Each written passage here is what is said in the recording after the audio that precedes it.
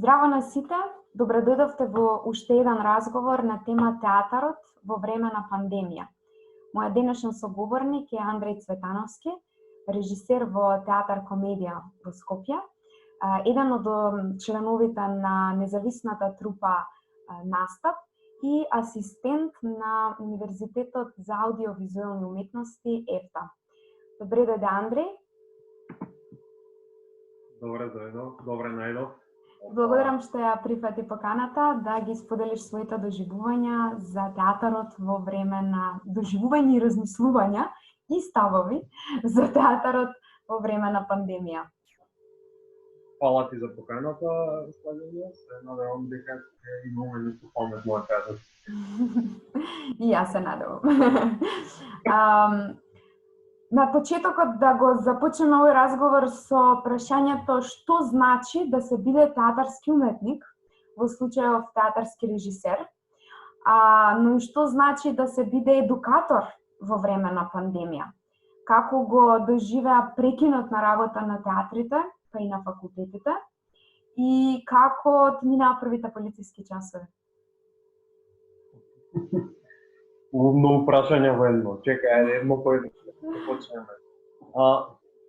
Прво, мислам дека веројатно како на сите театарски работници, уметници, ми падна тешко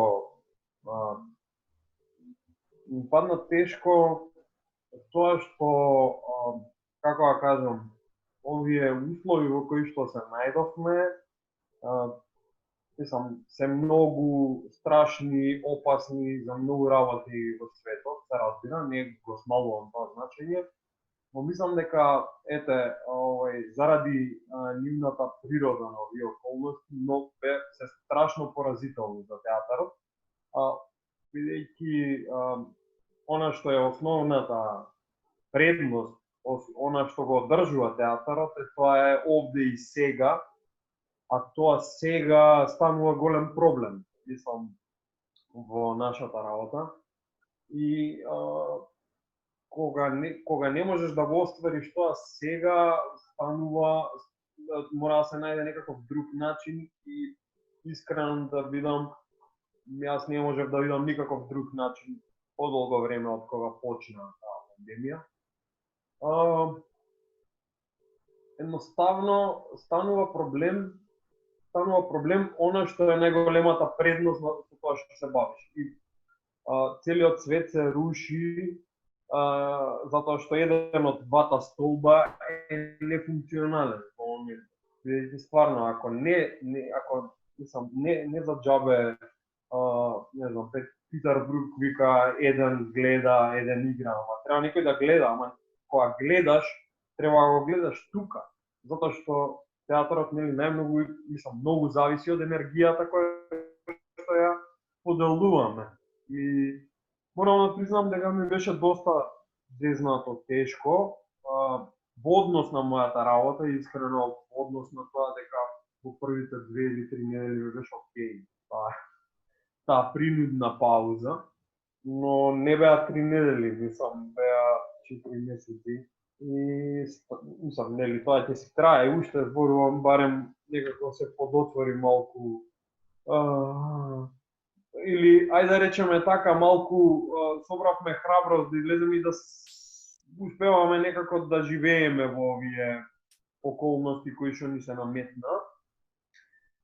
Тоа е вака во однос на воопшто би рекол, во однос на едукатор исто комплицирано како се, особено бидејќи јас сум на предметите актерска игра и театарска режија. Ајде, театарска режија и вака и така можеме повеќе работи да разговараме, да можеби малку повеќе да си задаваме домашни задачи, малку повеќе да прочитаме работи кои што можеби во цело тоа лудило на нормалниот свет не стигаме да ги прочитаме. Сам зборувам за студентите, па добро и за мене, јас се подсетувам, хубаво ми беше искрено. Ама предметот актерска игра станува бескрајно комплициран кога присуството е преку камера. преку платформа и како да кажам, не во допир со енергиите кои што се многу битни за актерите. Мислам, како да кажам, мислам дека особено па ајде да речам нашиот метод на работа се заснова многу и на физички вежби, и на физички активности, односно преку физичките задолженија да стигаме до некои други состојби, тоа едноставно е избегнато, мислам, невозможно во овие услови, барем сега, барем во она досегашно искуство кое што го имам со часовите. Но од друга страна, ете, можеби добивме малку повеќе време за анализа, за развивање на некаков сопствен метод за подготвување на еден лик, бидејќи во тој семестар сме кога се работи Чехов и реализам и не знам, подготовка за основи за еден лик, можеби, ако може така да се рече, најдобриот семестар кој што би можел да се погоди за пандемија, ако има нешто такво. Но има некоја предност во тоа, како да кажам, по аналитична е работата, по систематска е работата, по рационална е работата, но мислам дека живиот контакт не може ништо да го смени. Мислам, барем за сега така се чувствувам, можеби ние не сме доволно, како да кажам, реорганизирани во работата, бидејќи тоа е, претпоставувам, голем проблем. Јас едноставно, можеби сум old school, ама тешко го разбирам ова воопшто, ова платформите, мислам, не зборувам технички, тука едноставно не ги чувствувам како вистински начин за комуникација, можеби е до мене, но тешко е, мислам, ова е комплицирано и предизвикувачко време за театарот, но тоа не значи дека ние не треба да се обидуваме да направиме ништо, некако се чувствувам дека има една летаргија во тоа, дека тоа и нема како. Мислам, не велам дека е супер, не велам ништо дека функционира како што треба, ни тоа дека тоа што ќе го смислиш, па не знам колку ќе го промени светот, но барем ќе се обидеме во некакви, треба да се обидуваме во некакви нови начини да најдеме нов метод на работа. Но, значи, уште од тоа тешко можам да се откажам и уште ми е болка, а тоа е тоа сега. Мислам, овде и сега во исто време да можеме да ги... Без тоа мислам дека сео на другото е многу комплицирано и не знам дали ги носи оние работи што јас сакам да ги викам театар. Така. Свесни сме дека откако настанаа полициските часови, откако настана целата таа вонредна ситуација, на некој начин сите професии се префрлија на интернет и почнаа да се реализираат преку работа од дома. На некој начин и образованието се префрли на онлайн платформите и театарот до некаде се префрли на онлайн, дали преку прикажување на представи од архивите и слично, но еве да се фокусираме сега малку на образованието, како се одвиваше таа настава, како продолжи да се одвива наставата на Универзитетот ЕФТА, како се реализираа часовите, особено преку кога технологијата е, нели, посредник за комуникација, и како изгледа таа трансформација на домашниот простор, приватниот простор во работен простор во кој што треба да се твори, да се креира, па и да се учи на некој начин. Или да се предава во твојот случај. Да, едноставно почнавме јас живеам со брат ми Дамјан е исто глумец. Оваа просторија кај што сум сега има распоред. посебен канцеларијата мора да се договориме кога имаш состанок, кога он има проба. И така натаму мислам, што знам, нели, има предност некаква во тоа дека си дома, но има многу недостатоци затоа што пак мислам тој контакт кој што е потребен со студентите во однос на, мислам, многу е тешко воопшто оваа професија да предаваш. Мислам, не овие, како да кажам, никогаш не се чувствувам доволно спремен. Знам како, веќе која, можеби трета, четврта генерација на која што сум асистент. И секогаш одново си викаш, ова како ќе биде, не ми е ништо јасно. Сега станува тоа уште потешко, мислам, едноставно енергијата која што прво колективноста која што ја бара театарот, таа е групна работа, не е, мислам, така, постојат и методи на индивидуална работа, но сепак театарот е една групна работа и тоа е една тимска работа и многу е комплицирано да го создадеш сега, да го одржуваш тој колективен дух на една класа, кога си работиме на 4 екранчиња кои што така сега на кој каков му е дома интернетот, што се случува, дали ја платил сметката, како се снашол студент, мислам, има милион приказни внатре кои што се технички и банални, но тие сите одмагаат за да се создаде една енергетска фреквенција која што ќе кружи низ нас. И секако прво е воопшто многу тешко, мислам дури се шегувавме со професорот дека станавме дека предаваме актерска игра пред камера. Сепак студентите играат пред камера. Има толку многу работи кои што технологијата ги одзема, но тоа е што е, мислам, мораме да најдеме начин да не се изгуби ова време. Јас не викам дека ова време е исто како што било претходно и дека можеби сме научили бројна работи како претходните семестри, но сум сигурен дека во овие услови успеавме некако поаналитично да се занимаваме со работите, што секако е многу битно за еден актер, мислам, рациото е исто толку битно колку и емоцијата, но од друга страна се разбира, се надевам дека ќе се успее да се најде некаков по-директен начин на работа од следниот семестар. Сега можевме да работиме монолози и работевме монолозите на Чехов и тоа имаше некаква смисла.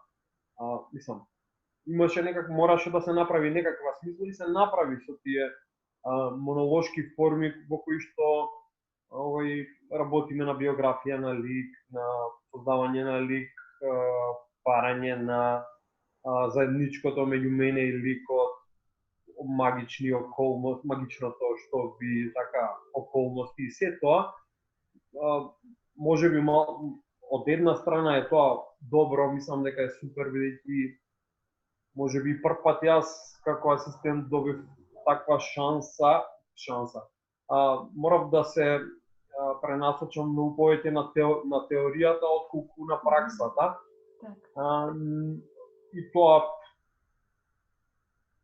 им помогна и на студентите на еден начин, и мене ми беше убаво бидејќи можев да препрочитам некои работи кои што можеби не би имал време кога не би биле овие околности. И тоа е окей од една страна, но мислам дека пак ќе речем ова е добро ако е привремено. И мислам дека сепак мора да се бараат начини во кои што ќе функционира театарот, независно од тоа дали е факултетот или или театарот како институција, кои што на некаков начин ќе го задржуваат, ќе ги задржуваат тие два постулати овде и сега. Така. Што се случува со врската помеѓу едукаторот и студентот? Особено кога алатка за комуникација, посредник во комуникацијата е всушност технологијата. Дали врската на некој начин станува ограничена или проширена или продлабочена или усложнета? Како би ја искоментирал ти таа врска која што се развиваше изминатиот семестар преку овие онлайн платформи? Тешко е бидејќи како да кажам, со секој семестар таа врска помеѓу професорите по актерска игра и професорот и студентите по актерска игра, таа се продлабочува на одредени начини. Прво си дознаваме повеќе работи едни за други, потоа како да кажам ги запознаваме природите на студентите, па потоа си малку и покадарен во однос на тоа кон што треба да се работи, на што може би му фали на еден студент. Мислам дека технологијата со тоа, јас барем имам такво искуство, дека не го продлабочивме, дури можеби се оддалечивме повеќе од колку што сме биле блиски кога сме ги имале тие непосредни контакти.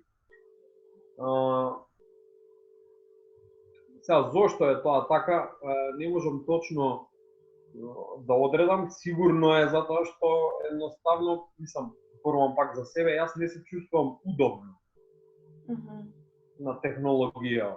Јас не се чувствувам, јас се уште го имам тоа чувство секогаш кога имаме час, дека ова е само замена за она што е вистинството. Тоа е непосредниот контакт, бидејќи се друго е многу тешко, многу тешко. Многу тешко и многу со многу поголем предизвик и за студентите во однос на нивната работа, а и за професорите во однос на тоа да им ги доближат работите на студентите на вистински начин, затоа што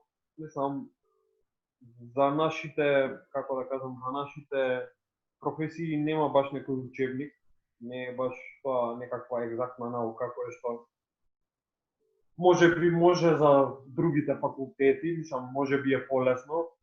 Кај нас многу зависи од контактот и од човечката природа и од енергијата која што се разменува, и сето тоа да го надоместиш преку овие технологии делува исклучително тешко. Се надевам дека од следниот семестар ќе успееме да најдеме некако поприближен метод во однос на претходната работа.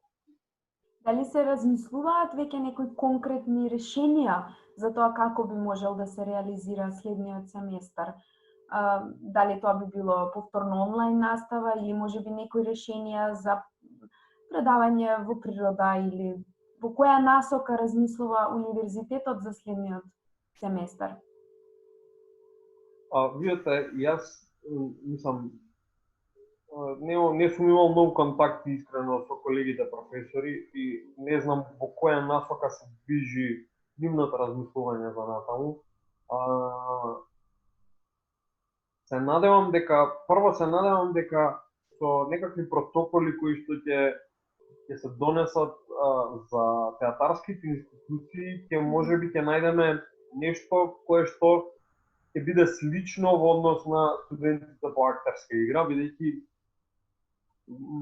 тоа горе-долу нема голема разлика во однос на сега, кога ќе видиме кои се тие протоколи, ќе можеме да разговараме. Јас се надевам дека ќе можеме од следниот семестар и дека воопшто ќе биде дозволено, бидејќи за сега не е ни дозволено да имаме некои предавања во живо физички, со физичко присуство. Дека ќе ни биде дозволено, макар и на тоа дека сите ќе бидеме на 2 метри дистанца, дека ќе носиме маски, визири, Тоа е можеби нашата нова реалност која што се надевам дека ќе биде привремена и нема да трае долго. Така. На почетокот на вонредната ситуација, вие со вашата група настап, всушност и настапивте во Македонски културен центар на некоја таква дистанца и без публика. И од тука ми се раѓа прашањето, бидејќи сум ве гледала во МКЦ исто непосредно пред тој настап, ве гледав, потоа ве гледав и на екраните дома кога настапувавте без публика. Ме интересира какво беше чувството, еве слободно зборува и во име на колегите актери, да се настапува без публика, особено во една таква форма на театар во која што е на вистина многу неопходна публиката, особено заради смењето и заради сите тие импровизации кои што се случуваат благодарение на публиката на некој начин. Како беше тој настап? Како беше чувството да се води тој настап од место на режисери и кои беа чувството на актерите после самиот настап? Сигурна сум дека вие го дискутиравте тоа, па да ни откриеш од прва рака. Тоа беше така, беше во доста зезнат период прво, бидејќи беше во некаков почеток епидемијата. Мислам, можеби не беше почеток, ама ништо друго не се случуваше, никој не излегуваше никако. Имаше нели тоа, мислам, овој настап се случи во рамките на една кампања што ја организираше град Скопје, сега нема да се сетам како точно се викаше, остани дома. Така, да. Слабо ми одат тие имиња на кампања, ама нема врска, мислам, тоа беше убав експеримент, да речеме, но во тој момент беше доста страшно, бидејќи мислам, немаше уште, доста беше поисплашен народот во тој момент, па и ние, мислам, нормално. И така, доста стриктно се државме за тие 2 метри, за маските и така натаму, и беше добро, таа форма е многу комплицирана кога нема публика, тоа секако. Но ние успеавме со неколку игри кои што не ни пречеше да ја имаме таа дистанца, или најмалку ни пречеше да ја имаме таа дистанца помеѓу изведувачите. Ги одбравме тие игри мислам дека добро профункционираа, мислам, после тоа бевме задоволни од тоа. Но тој главен проблем е кога нема публика, сепак мислам, тоа е темелот на тоа е да како да кажам, да ја забавува публиката, нели? И беше многу тешко воопшто, беше многу тешко да влезеш во тој мајндсет дека сега нема публика, ама ние ќе играме како да има. Тоа беше доста тешко и мислам, морам да признам, беше доста комплицирано на пробите, не можевме ни да го замислиме тоа, но некако кога тоа почна, мислам, не можам да кажам дека тоа ни беше најдобриот настап, но некако влеговме во тоа и на крај мислам дека излезе работа со која што сме сите задоволни од групата. Нив им беше доста тешко, мислам, доста комплицирано, јас сепак и не сум, немам толку голем контакт со публиката и немам толку голем контакт меѓу себе како што имаат тие, нели? Кај нив се зависи од таа енергија помеѓу нив двајца и сега таа енергија е на 2 метри, не може да ти се доближи таа енергија. А и енергијата на публиката која што ја нема, беше тешко да се создадеш еден вештачки хајп, не знам, ефект, кој што ти вика не, овде има 300 души публика и ти глумиш и они се смеат, нема проблем. Уживај, се е окей. Тоа не е лесно, но мислам дека на крај сите сме задоволни од тоа што излезе и ете некако ми е жал што не успеавме да организираме пак нешто такво, но се надевам дека набрзо сега и се отвори повеќе светот и некако таа опција надвор уште постои, се надам некако успееме да се организираме некако. Така. Ти во моментов работиш во Гостиварскиот театар, започна проект, па да ни откриеш малку повеќе за протоколот низ кој што се одвиваат, со кој што се одвиваат пробите, како изгледа тоа да се подготвува представа, запазувајќи ги сите правила на однесување.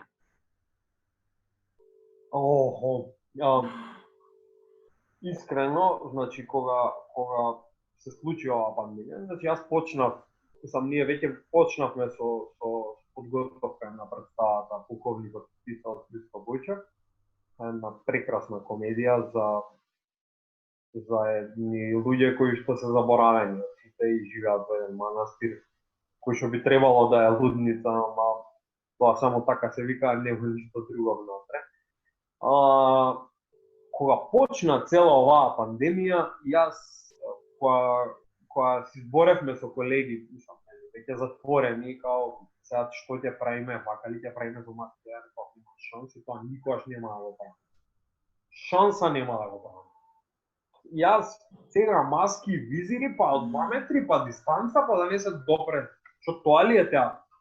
Тоа беше мојот став на почетокот од пандемијата, признавам го, смени ставот, но затоа што можеби тогаш мислев дека ова ќе заврши за 2-3 недели, еден месец, па си реков па добро, нема да умре театарот за еден месец-два, ако не правиме представи, така голема работа, нема да е страшно.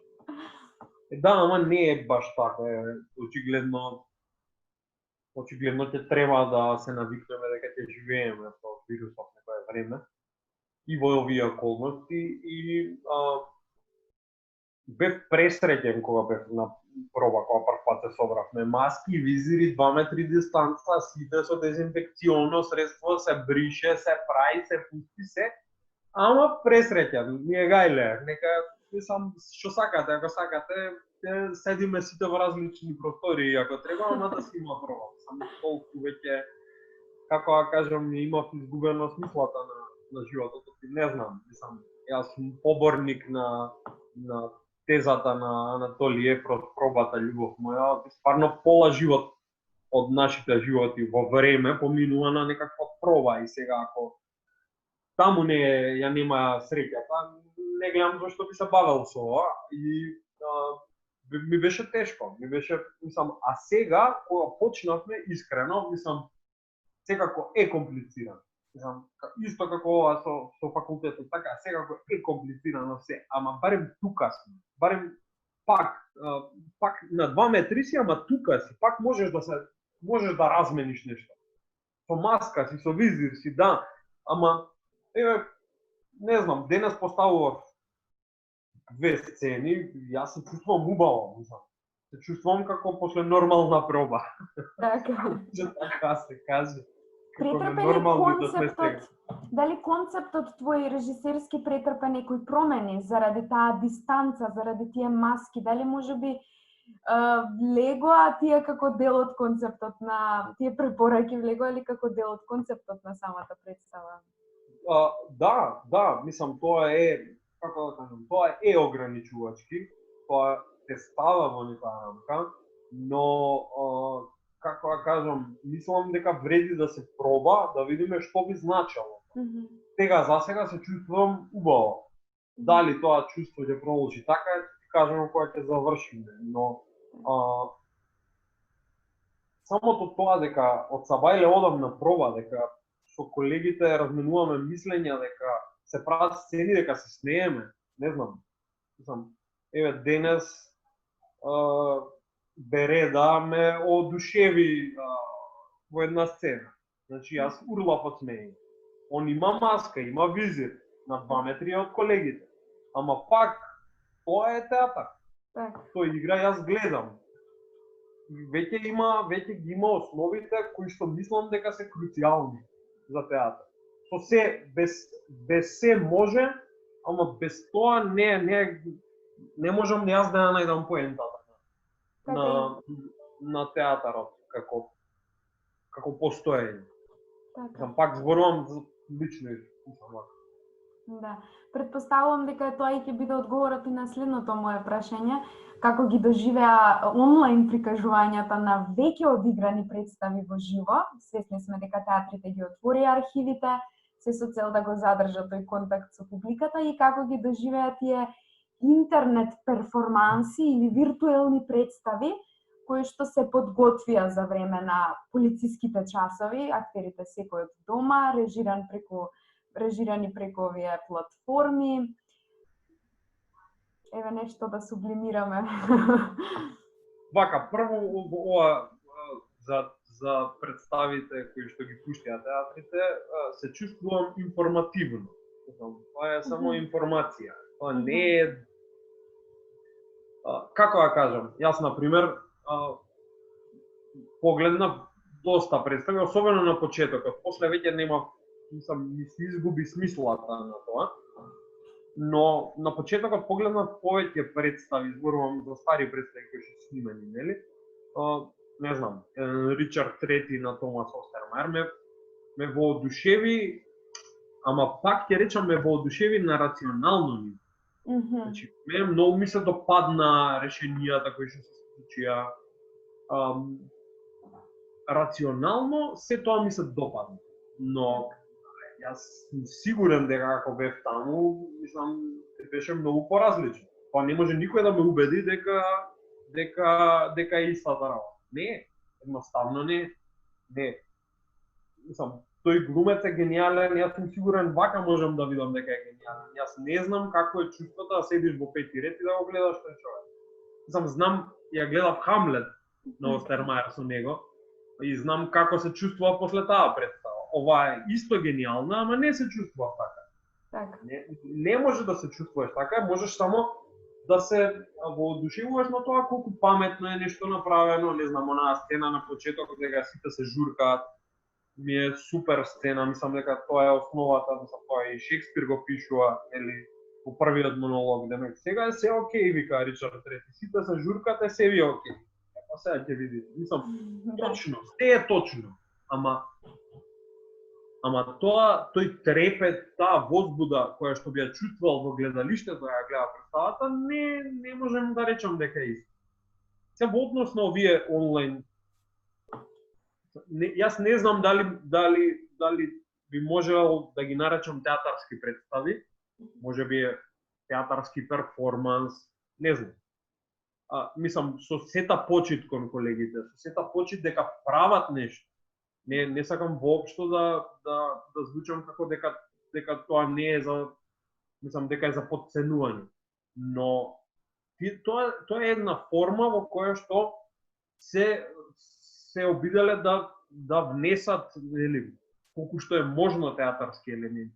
Но тоа е толку тешко кога го немаш присуството од публика, што е неверојатно колку некои работи што ако можеби се случеле во театар, ќе биле точни, но овде ми делуваат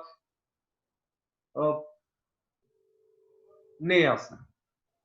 Така ќе кажам.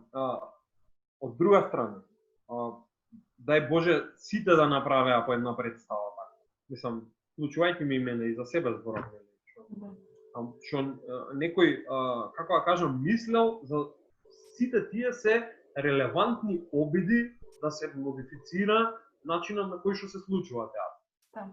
За вкусот, квалитетот, така натаму, тоа се други работи. Исто и јас не знам сега каква ние представа ќе направиме со мерките од 2 дистанца, од 2 метри дистанца, ќе видиме. Мислам, тоа не е нешто што сме го правеле, па сега ќе видим, мислам, знаеме како ќе биде. Не знаеме, не знам што ќе се случува, но она што мене ми е битно од театарот, тоа е таа енергија која што се разменува, има можност да се случи. Преку овие технологии тоа е неверојатно тешко. Прво е неверојатно тешко партнер со партнер преку технологија да пренесат некаква енергија и тоа, како да кажам, да влезеш во една бранова должина со друг човек кој што е на 20 километри од тебе и се зборите на телефон.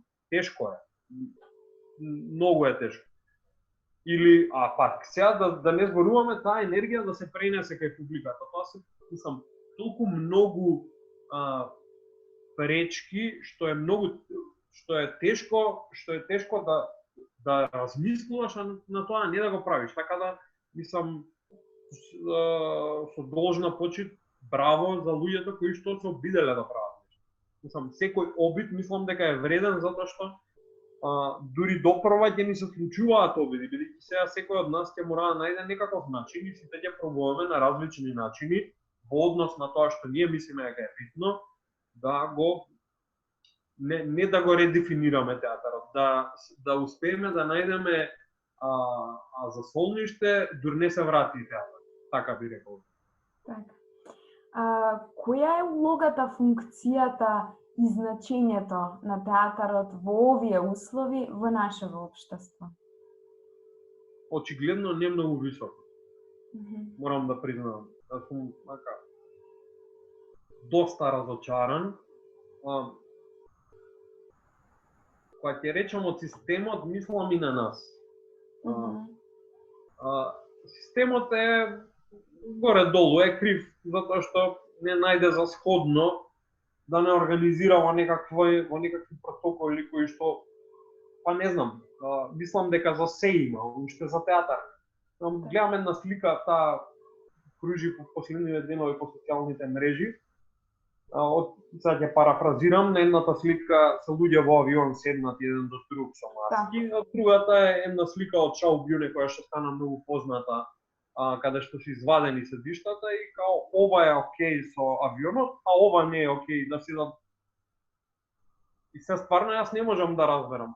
Очигледно е дека очигледно и се повеќе станува јасно дека театарот го губи своето место во општеството, однос на општественото значење.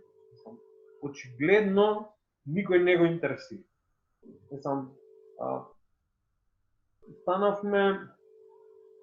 Станавме небитни и некако си дозволивме ние самите да си го потврдиме тоа дека сме небитни. Со тоа што никој не најде за сходно пак секоја чест на исклучоците кои што нешто правеа во овој период, не најде никој за сходно да најде некаков начин кој што ќе барем ќе проба, ќе се обиде на некаков начин да допре до публиката. Мислам тоа е окей, ова што представите стари што ги пуштаа, мислам дека е супер. Како дополнителна активност, како да кажам. Ама никој реално не се потруди да најде некаков начин на функционирање. И очигледно е дека нашите државни театри се една бирократска, дисфункционална машина која што не успева да се бави со она што треба да се бави, а можеби и ние како дел од тие театри се претопивме во сивилото не знаејќи да понудиме некаков начин за функционирање било какво, освен пуштање стари представи на YouTube. И тоа е жално. Тоа е жално за сите нас. И мислам, ево вака и сега по сите муабети што ги разговараме со колегите, на никој не му се седи дома, секој би сакал да работи, ама ако може некој да ни смисли како да работиме, па после да работиме. И тоа е доста, не знам, за мене е тоа загрижувачки, алармантно. Така. А што мислиш Лајки ми и себе, значи не се издвојувам од масата. Така. Што мислиш како би действувале во овој период во 21 век со сите технолошки можности и дистракции од друга страна, во екот на пандемијата, големите театарски уметници кои што те инспирирале и мотивирале во развојот како театарски режисер? Похрабро од ова сигурно. Но, како да кажам, тие луѓе кои што, ајде да речеме, јас им се воодушевувам, добро, и поголем дел од нас им се воодушевуваме. Тие никогаш не си дозволиле да прават така како што е. Туку тие правеле нешто што до сега не било. На различни начини, под различни методи и така натаму. Но имале доволно храброст за да направат нешто што до тогаш не било конвенционално. За да ја имаш таа храброст, мислам, ако ја имаш таа храброст, претпоставувам дека во ова време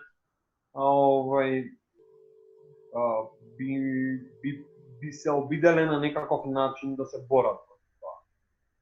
Не сум сигурен. Вака сега кога ќе ми речеш, не сум сигурен. Мислам дека така. Како да кажам, овој проблем што го имаме, значи, мислам, јас банализирам, не затоа што не мислам дека е опасен вирусот, кој едноставно до толку ми е банално останато тоа повторување на проблемот.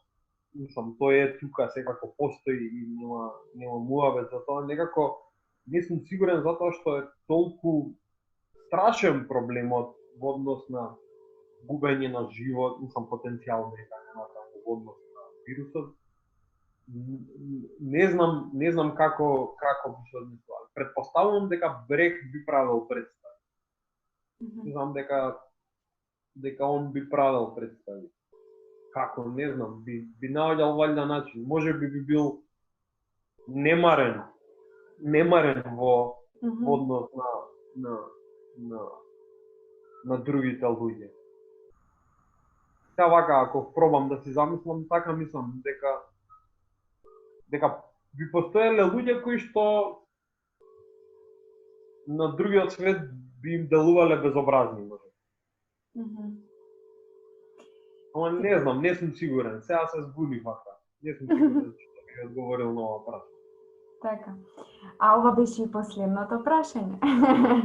Но сепак оставам простор, доколку моите прашања не ги опфатија сите твои размисли за оваа тематика, да додадеш се што сметаш дека е соодветно за оваа тема, или пак да испратиш една порака до постпандемскиот театарски режисер, доколку чувствуваш потреба за тоа, се разбира. Постпандемскиот театарски режисер. Јас се надевам, значи сега е тоа што е. Ова е тоа што е, тоа се услови. Театарот се создава во оние услови во кои што си. Значи, театарот се прави со тие луѓе на тоа место, во тоа време во кое што живееш, во тие 2 месеци, по тие околности, мислам, се она што се случува во твојот живот е дел од еден процес. И тоа нема избегнување и не треба, мислам дека не треба. Многу е тешко кога ќе треба вака да императивни зборови да користиш, но мора да се најде начин да се додаде оваа околност во нашето функционирање, затоа што ако не ја додадеме, очигледно дека ние не мораме да постоиме. И не мораме да се бавиме со ова очигледно. Не знам. Тешко, воопшто тешко е да се разговара на оваа тема и мислам, тешко е да се прифати дека без некои работи не се може, ама мораме да се обидеме. Бидејќи, пак ќе речам, се надевам дека ова е едно привремено засолниште, кога пак ќе му се вратиме на театарот што си го знаеме и што се надевам дека тогаш уште повеќе ќе го обожаваме и ќе го цениме, бидејќи очигледно може да е пострашно, може полошо, има милиони работи кои што може да се случат и да го направат правењето театар уште потешко. Така да се надевам дека барем кога ќе се вратиме, а се надевам дека тоа ќе биде поскоро тоа подобро, мислам нема да биде брзо, мораме да најдеме начин да живееме тоа, но се надевам дека што поскоро се вратиме, повеќе ќе го цениме она што сме го имали. Оти очигледно може да биде и полошо, и пострашно, и потешко. Ти благодарам, Андреј, што ја прифати поканата и што исцрпно одговори на сите мои прашања. И Се надевам Надевам не преисцрпно. Не, јас мислам дека беше супер дозирано. И мислам дека и понуди и своји прашања во текот на овој разговор, кои што се надевам дека набрзо ќе им ги најдеме одговорите. Се надевам и јас, фала ти за поканата и едва чекам, како да кажам, да ги гледам колегите. Баш сакам да слушнам некои размисли, можеби овој ќе ни помогне на некаков начин да размениме некакви идеи или барем да се прашам, да видиме дека ги си поставуваме истите прашања. Се надевам и јас. Ти благодарам уште еднаш. Фала ти. Чао. Ćao.